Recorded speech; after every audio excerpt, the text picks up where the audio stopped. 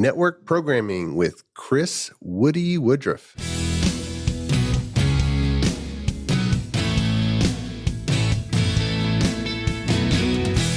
The Azure DevOps Podcast is a show for developers and DevOps professionals shipping software using Microsoft technologies. Each show brings you hard-hitting interviews with industry experts, innovating better methods, and sharing success stories. Listen on to learn how to increase quality, ship quickly, and operate well. And now your host, Jeffrey Palermo. Welcome to the show. I'm Jeffrey Palermo, your host for helping you and your teams move fast, deliver quality, and to run your software with confidence in Azure, all while using everything that the .NET ecosystem has to offer. The podcast is sponsored by ClearMeasure, a software architecture company empowering .NET teams to be self-sufficient and very successful with their projects. My architect forums are going strong. Signups for the next session are up. And if you lead a software team and are looking to collaborate with peer architect leaders, then go ahead and sign up at the link in the show notes. And if you're looking for Programming with Palermo, my video podcast, then just go ahead and search for it in any of the directories and you'll be able to find it. My guest today on the show is Chris Woodruff, or as his friends call him, Woody. He's a software developer and architect of over 25 years. He loves software engineering, especially allowing applications and services to communicate across networks and through web APIs. And he's been a Microsoft MVP in SQL Server, Data, and C# in the past, along with multiple years of being awarded the AWS Community Builder Award. Woody lives in Grand Rapids, Michigan, where he explores the many breweries in West Michigan and travels with his family. And he also is a longtime bourbon fan and loves hunting for whiskey bottles. And we'll include links to his LinkedIn and Twitter and website in the show notes. But Woody, welcome to the show. How are you, sir? Good, Jeffrey. It's been, well, I saw you at KCDC. That's right. But before that, we hadn't seen each other in a while. So it's really good to catch up with you. Yeah, it was a long time. We saw each other a lot for a good stretch of years with when the INETA Speakers Bureau was going strong, and there were all those events at all the different conferences. So, and your parties throughout the years at conferences, back in the old days. So that's when I actually had hair, and you didn't have that little bit of gray hair that you have. So that goes back. Well, yeah, we're firmly in the double decade club where the people, the new programmers coming into the industry weren't born when we started coding for work. But it's all good. Yeah. It's fun. It is. You know what? It's good because you get new ideas and you get new people questioning what us old people did. And sometimes you even get pendulums that swing back and forth. So there's lots of ideas that younger people are coming up today, and you go, we kind of did that 25, 30 years ago. Like the big thing is RPCs, remote procedure calls. People think there's some new whiz bang thing now, but we used to do them back in the 90s. Yeah, it's just the transport and the data envelope format is just different. Yeah, exactly. It's usually what we transport. So it used to be that we transported everything XML, and now it's pretty much JSON or some flavor of JSON. So over SSL. Yeah, encrypted HTTP.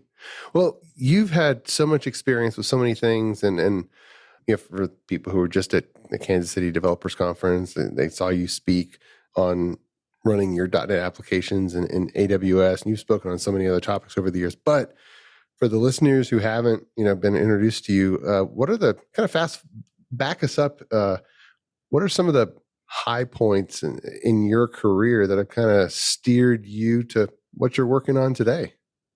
Yeah, so I won't go into very long in this, but I've basically done everything in my career. I've been a developer, I've been a consultant, I've been an architect, I've been a database developer. I've been a trainer.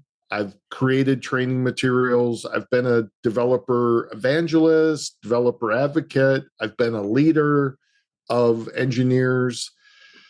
So, yeah, and the highlight is all of it, because I didn't really have a plan going through my career. I just kind of found interesting things. Now I look back and I go, I wish I would have done this now, and I wish I would have done that, and to get into a different place. But we can't have regrets, and I can't change the past. So I just enjoy where I came from. But for me, I love creating experiences. And for me, network, like building the facilities for network connections is probably the thing that I enjoy the most. And I love like web APIs and REST APIs, but I just really love, and I'm fascinated by how things travel from one computer to another computer. Mm-hmm. Yeah, there's a lot there. Now, I want to ask you about this book idea that you have, and you've decided to write a book or another book. Tell us about it and what the genesis of it was. You know, what you said, I need to write it, or there needs to be this book, and I need to write it because this is the problem that everybody needs to know the solution to. Yeah. So I'll tell you the truth that I didn't say this before we got into here. I'm actually part of writing 2 books. Oh, okay. So Nice. I'll tell you the second one in a second. But the first one, it's network programming in C# 12 and .NET 8. So it's taking a look where we are and then including any things that are coming out in November with all the new releases. Mm-hmm. And how this came to be is, you and I mean, when people get to a certain stage in their career, if they have shown like a proficiency in things, they usually have publishers that come and ask them if they want to write a book. They have some ideas. And Pact, which is a nice publisher. I like their books. They do a lot of stuff. Yeah. Yeah, they do a lot of stuff. They've hit me up over the last few years over a number of different topics. Like one was data architecture in C#. And I didn't feel I had quite the level of expertise on that. And then they asked me for to write a book on, I love JetBrains IDEs, like JetBrains Writer is like my favorite .NET IDE. But JetBrains came out with this kind of like a Visual Studio Code, like a very basic IDE that can cover lots of different areas, and it's called Fleet. And Pact asked me to write that book, and I said no, because that's not even going to be baked for another year. But finally they came and they said, will you do a book on network programming in .NET? And I went, yeah, I would love to do that. And I've always been one that I've wanted to write a book. I know you don't make a whole lot of money anymore on books, but it's just the fact it would be nice to write a book and have my kids see me write a book. Yeah. All my kids are older. They're in college or almost out of high school.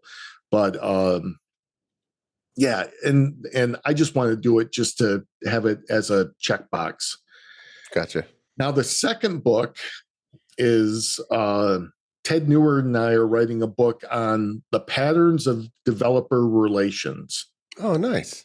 So it's kind of like taking the idea, the pattern of the Gang of Four book, which is kind of the software development patterns. That was a book that a lot of the software design patterns came from. And they had a clear way of communicating those patterns. And we're going to use that written pattern to kind of describe all the different things that you can do in developer relations. Okay, all the way from blog post all the way to like product documentation and training. So yeah, but that one's going to be, there's about 4 of us working on that book. So it's not all me. So Gotcha. yeah, It's going to be the Club of 4 book. yeah, it's going to be, another gang of 4 for DevRel, I guess. So, Right. but that one's a fun book too. But so look out next year sometime for both those books. Yeah. So network programming with C#, give the scope for what that entails and why programmers everywhere need to know, this set of things and why they don't already know it. Well, I mean, the thing why they need to know it is no one uses a computer that is isolated from any other computer anymore. Mm-hmm. Like when you and I were kids, yes, computers were isolated. They for the most part, they weren't connected to another computer through a network. Sometimes we would go to school and they might be, or if we had an old 200 baud modem but I couldn't afford that because I couldn't afford the long distance telephone bills. So, but now everything is connected.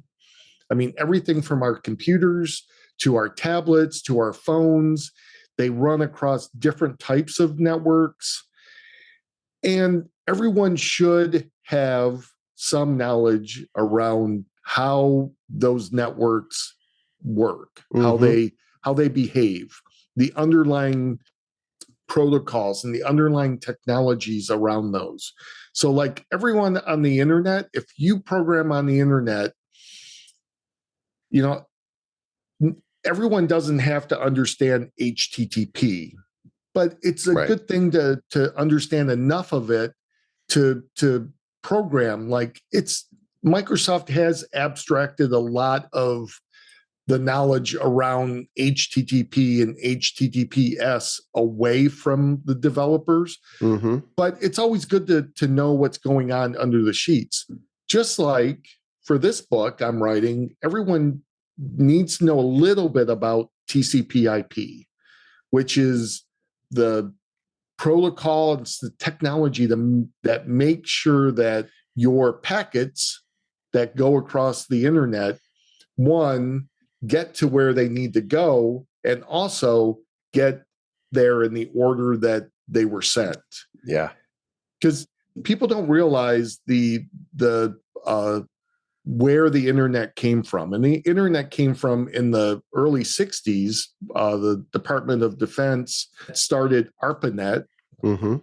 and they wanted a network protocol. They wanted a network that they could use around the military that was that could be part of it could be taken out by a nuclear blast, and the rest of the network could still function.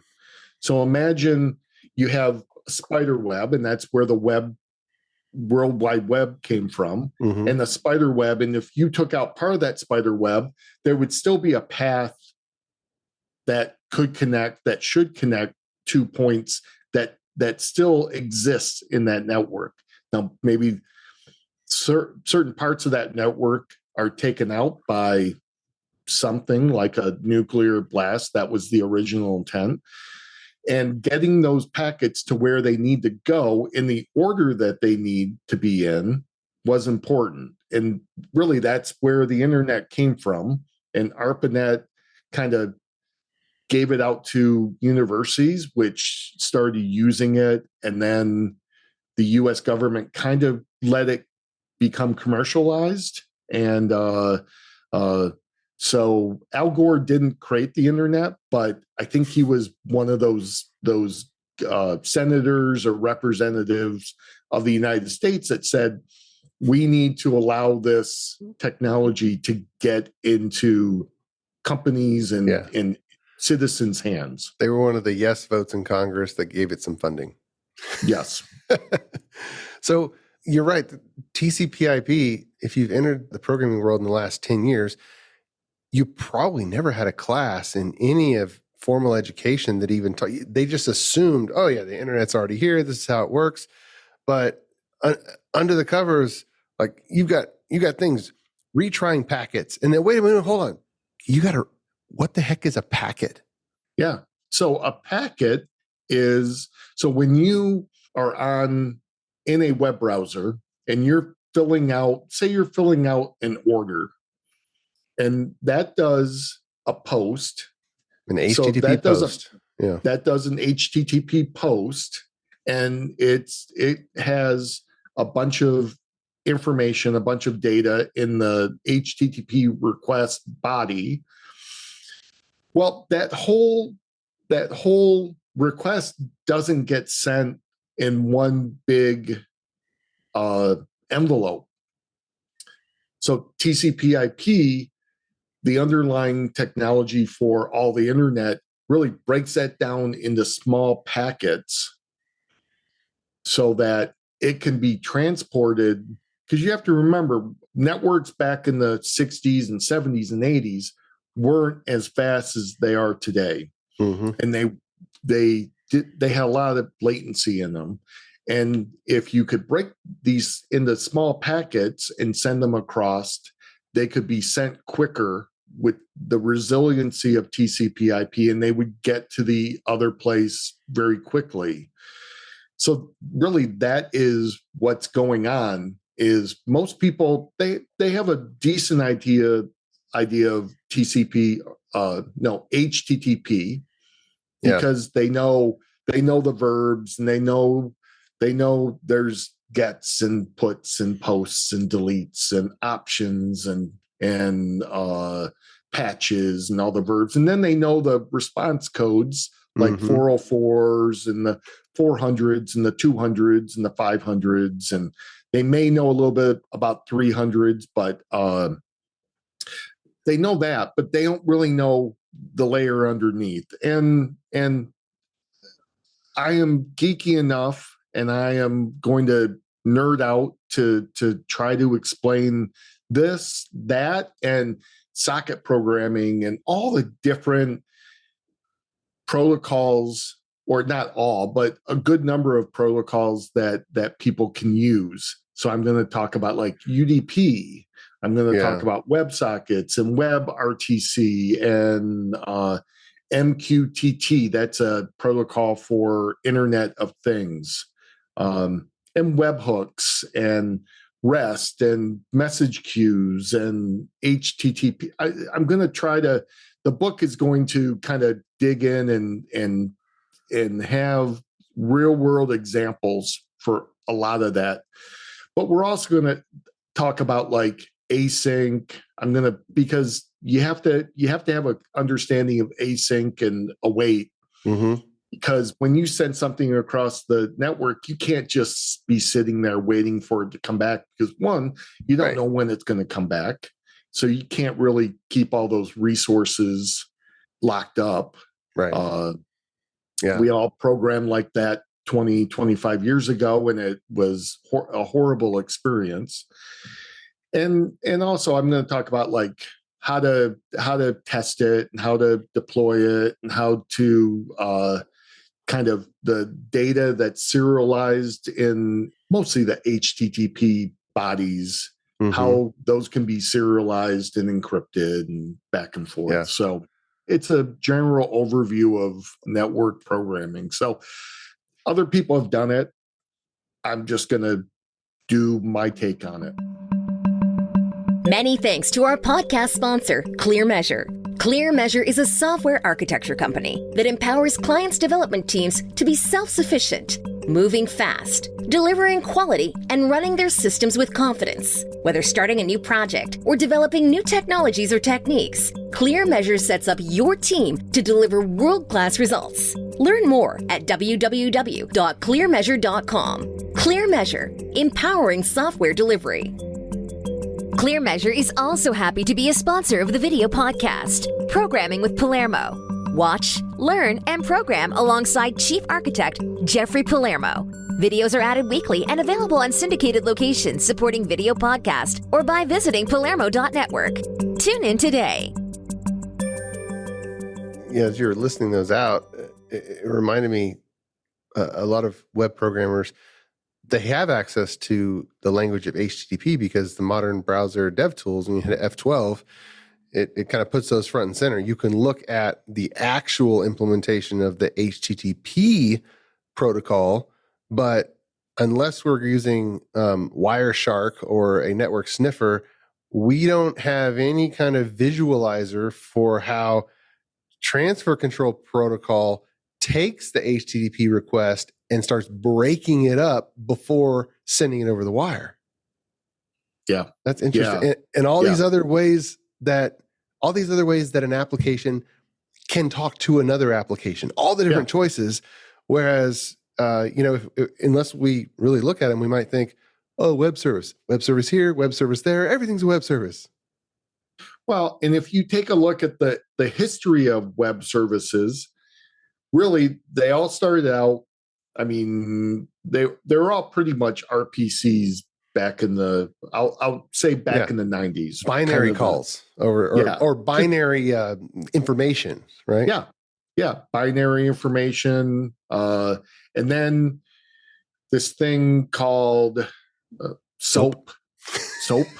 It's WSDL and WS star. WSDL and WS dash star and all that.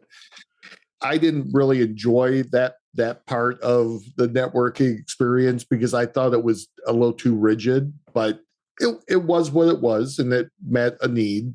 Mm-hmm. So we had that. And then we moved into, I call it calls over HTTP because there wasn't really a standard way of doing it. And wasn't it a revolt against SOAP? SOAP was like so much overhead that programmers just said, to heck with it. I'm just gonna send some text in whatever format over a straight HTTP call. Exactly. And if people remember the first APIs that like Twitter and Facebook released, I want to say those were probably 2008 to 2010. A lot of those were, you had to actually read the manual, read documentation to understand what you had to send over, what you got back, what verbs you had to use, because some of those old APIs, everything was a post.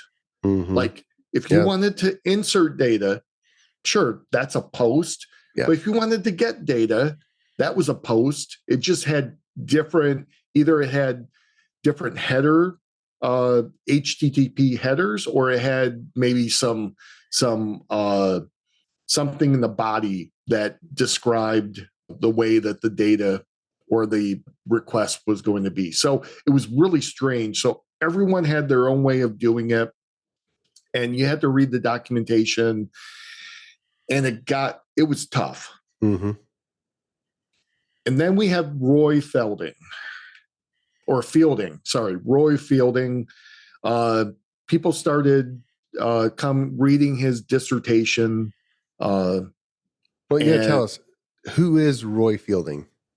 So Roy Fielding was a very smart guy, and he wrote a dissertation on I don't know if this, I'm maybe not getting 100% correct, but he wrote a dissertation for his PhD on the architecture of the internet.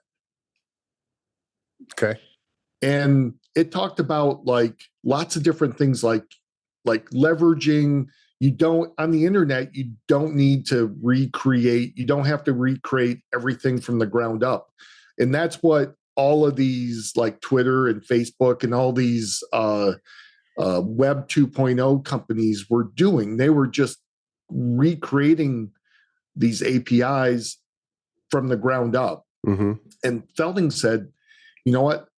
Use the behavior and use the constructs of the underlying technology to to build your architecture on the internet. And really that meant looking at HTTP and saying, if I want to receive a resource from someplace else, I use a GET. Mm-hmm. If I want to insert a new resource someplace, and the resource could be anything. It could be an image. It's anything that can be transported across the internet. When I say resource, Mm-hmm. then that's a post. And if I want to update it or change it, that's a put. And if I want to delete it, that's a delete verb.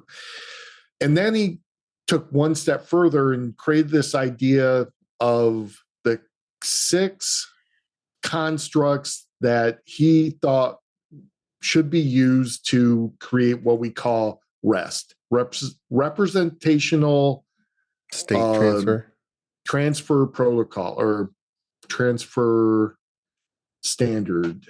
I don't know. So I thought it was REST. state transfer. It's been a long State time. transfer. You're right. Representational state transfer. Yeah, we ended REST. using acronyms from time to time. We forget what they actually You stand forget what they actually Like, stand for sometimes. Is put a word or is put an acronym? A put is a verb. Well, PUT is it's an HTTP verb. Right.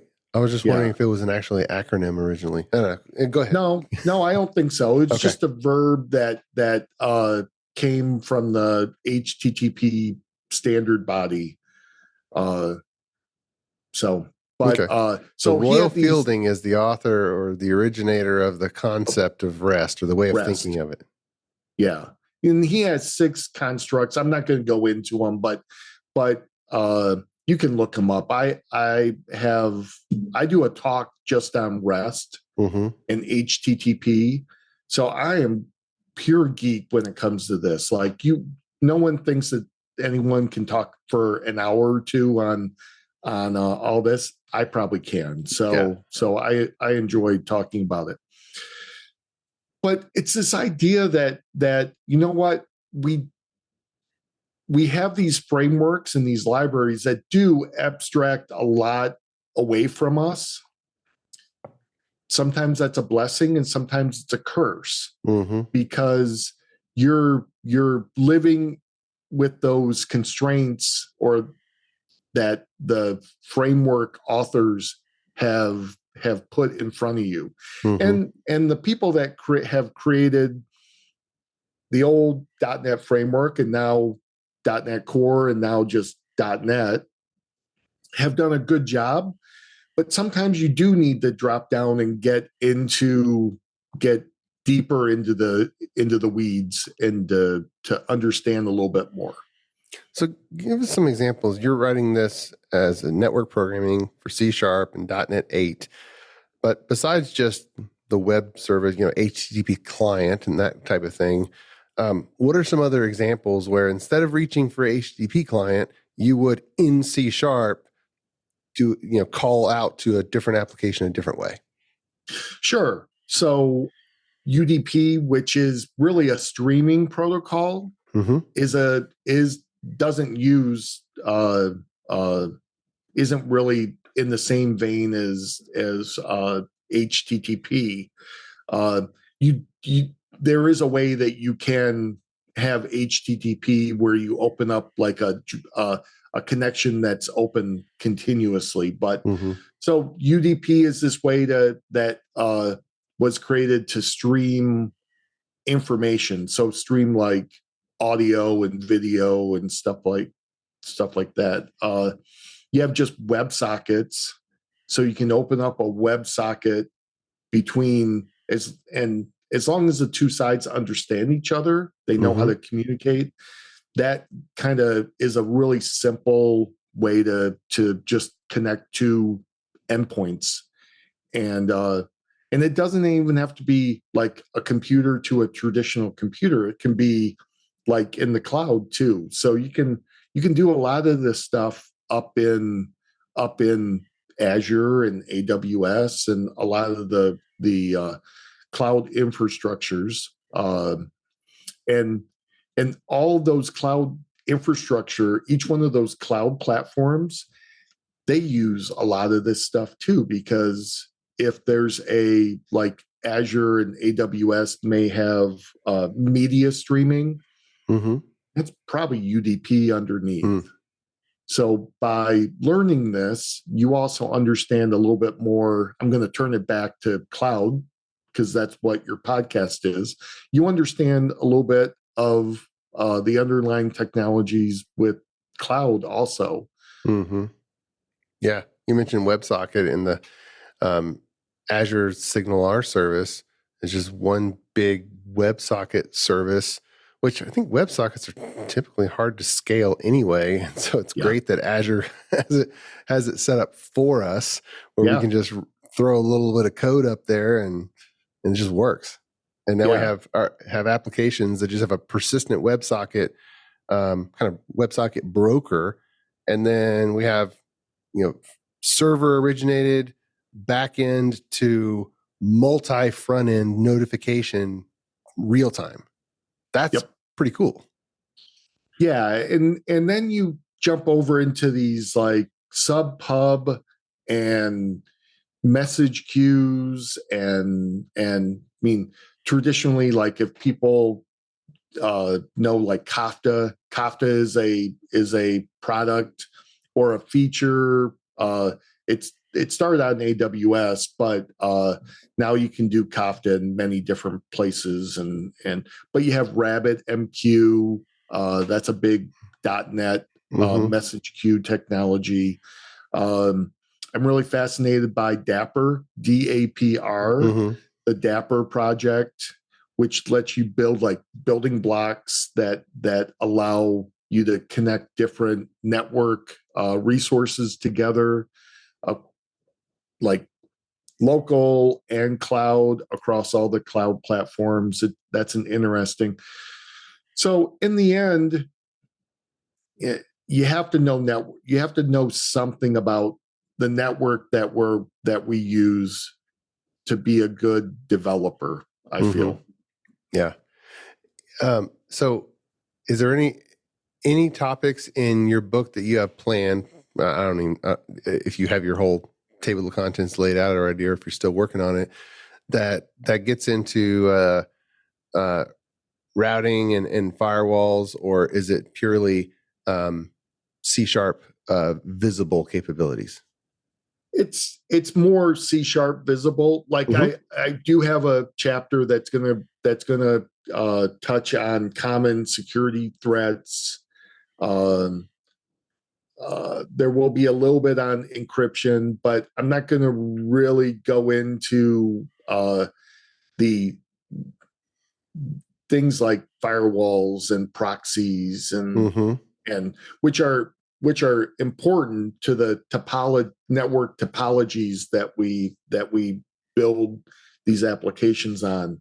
But I've got all the chapters worked out, but I don't have all the guts of each chapter worked out. So I mean, when you test and debug your network, you may, because maybe you're hitting an Azure implementation of like a web API, and you may be hitting behind a proxy. There may be 10 instances of that web API, and how you develop that web API. Let's take caching as an example. Like a simple way to cache is just put caching into your, like in-memory caching inside your web API, inside the actual .NET project and the .NET solution, and let your .NET application do that. But by running that across multiple instances in Azure or any of the cloud platforms, that's going to cause a lot of problems, because if I have two, and I cache information over here and I cache other information over here, they can't share their caches. It's siloed. So that's why we have memcache and we have distributed caching that exists on all of the uh, cloud platforms, Mm-hmm. as well as if you have a local instance of your web API or your network application.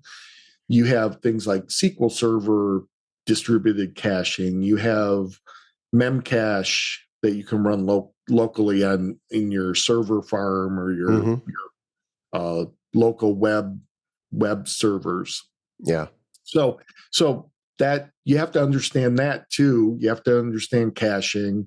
So there's just a lot of stuff that you have to know about the transport across the network, as well as how to build the code and architect your application so that it utilizes the network efficiently also.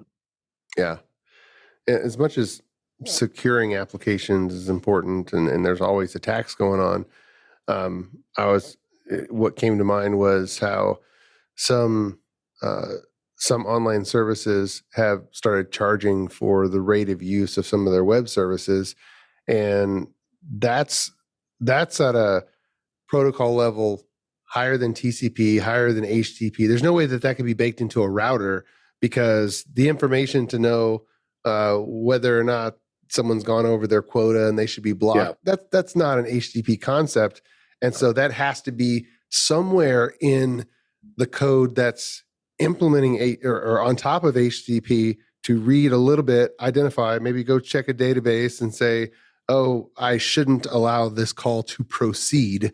Yeah. And now it's almost like it's a protocol that we sometimes have to develop on top of HTTP in order to bake in those functionalities, but ahead of the web service controller that would otherwise just service the call. Exactly. Yeah, and we see a lot of that when we do what you're saying, like rate limiting. Mm-hmm. Yes, you can build that into your .NET application, or Azure and AWS actually have the ability to take care of that also at the proxy level.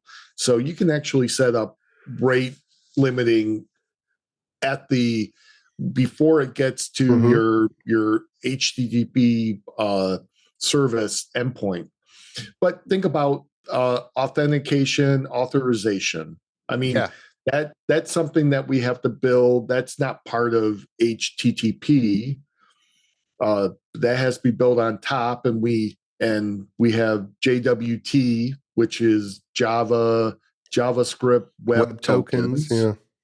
So that's the ability for a web client, some kind of mobile app or web app, to be able to use a web API, because remember, our network, the entire internet, is stateless. So the server doesn't know that I'm logged into a web app or a mobile app.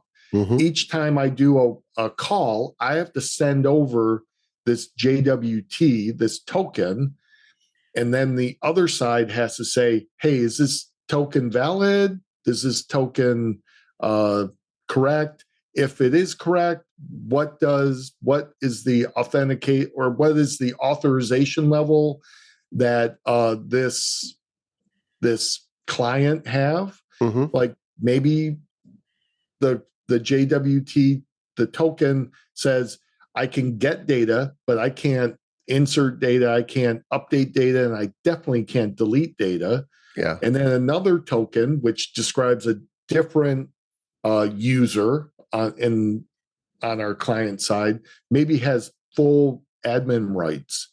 So, but that's up at the application level, the application layer.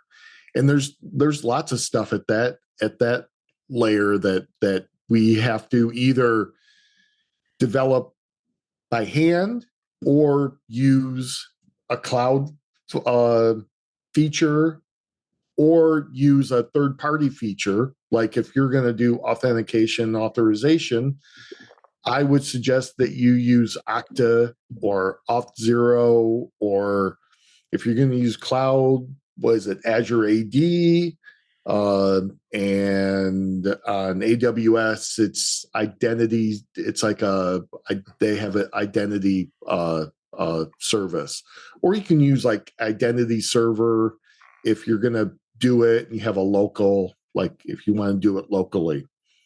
So do you have a target publish date for the book? Or are you that far along? It'll probably be coming out next May, May or June. Yeah. So I think I have 10 to, months. let me look at my schedule. I have to get everything wrapped up by the beginning of April 2024. All right. That's going to come before we And then know it it. takes a while for the books to actually get published. So I'm probably looking at sometime in May of next year. Very cool. Very cool. Well, we'll look forward to it. I think it'll be a good book, and one everybody needs to know this stuff. I mean, and we have so many new programmers in the industry, which is great. But yeah, some of this foundational stuff, it's easier to learn it than to accidentally make some mistakes and then realize, oh wait, there's like a few stacks of protocols that's going on here. So exactly. Well, Woody, thanks for coming on the Azure DevOps podcast and sharing with us about network programming. That'll be a good read. No problem. I hope it fit into the whole kind of Azure, because it is important, and it is using the cloud. You have to know about networking, because the cloud is just some other computer out there. So, right? That's right. Yeah, that's right. Microsoft is making a lot of money selling us compute cycles with memory attached. Exactly. So, yep. All well, right. And I appreciate you having me on too, Jeffrey. Oh, my pleasure. My pleasure. And until next time, keep shipping. You've been listening to the Azure DevOps Podcast, a show for developers and DevOps professionals shipping software using Microsoft technologies. Go to www.azuredevops.show for show notes and other episodes. On behalf of your host, Jeffrey Palermo, and our sponsors, thanks for listening, and may God bless you.